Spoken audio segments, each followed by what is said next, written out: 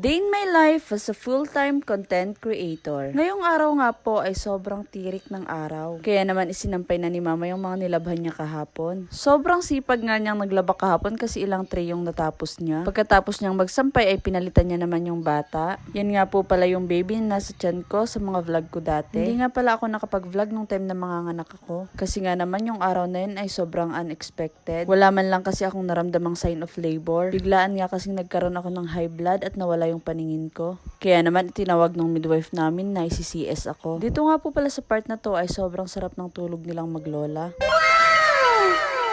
Sa umaga nga po ay sobrang init pero sa hapon naman ay sobrang lakas din ng ulan. Binidyohan ko na nga din po yung unggoy namin kasi gustong gusto niyang magpaulan. Ewan ko ba kung anong sinisilip-silip niya dyan.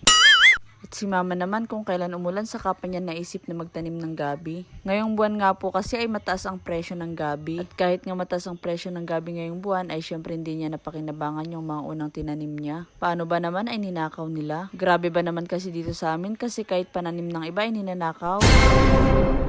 At yun lang po. Thank you for watching.